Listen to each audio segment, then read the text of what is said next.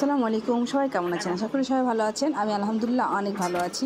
আজকে আমি কলার ভাজি করব বেবির জন্য। বেবি অনেক অসুস্থ ছিল, যার কারণে তো অনেক কিছুই রান্না করে দিয়েছিলাম, কোনোটাই খায় না।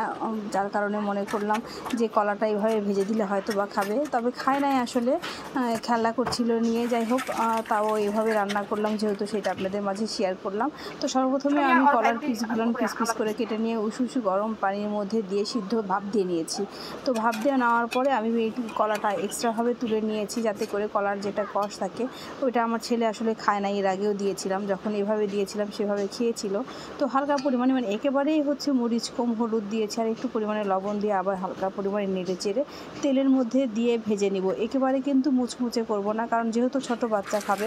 মুচমুচে করলে দেখা যাচ্ছে যে দাঁতে বাচ্চাদের খাওয়ার জন্য একটু কষ্টের হয়ে যায়, যার কারণে। আর যদি বড়দের জন্য করতে চান বিশেষ করে, তাহলে একটু মুচমুচে করলেও ভালো হয়, কোনো সমস্যা হয় না। তো আমি তেলের মধ্যে দিয়ে এপাশ ওপাশ ভালোভাবেই ভেজে নিয়েছি। তো আলহামদুলিল্লাহ, আল্লাহর রহমতে ভাজা কমপ্লিট হয়ে গেছে। তো আজকের রেসিপি আপনাদের মাঝে কলার পিস পিস ভাজি, এটা আমার ছোট বাচ্চার জন্য করেছিলাম, তো শেয়ার করলাম। সবাই আমাকে অবশ্যই কমেন্টের মাধ্যমে জানাবেন যে কার বাচ্চারা এরকম খেতে পছন্দ করে। তবে আমার মনে হয় বড়রাও এই জিনিসটা খুব পছন্দ করবে। ভাতের সাথে খেতেও যেমন ভালো লাগে, এক্সট্রা এমনি খেতেও খুব ভালো লাগে। তো আজকে আমার রেসিপি কমপ্লিট হয়ে গেছে। এখন আমার ছেলেকে পরিবেশন করব, দেখব যে আসলে কি করে।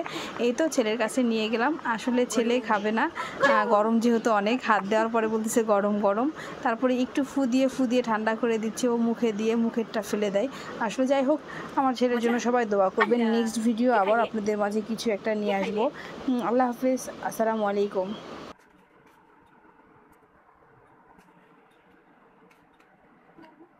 এটা নাও, এটা নাও। খাও, একটু খাও। খাও, একটু খাও। না, ফেলে দিও না প্লিজ। নাও।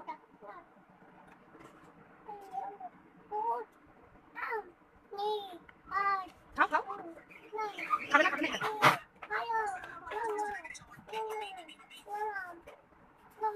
এটা কি, এটা? অনেক মজা।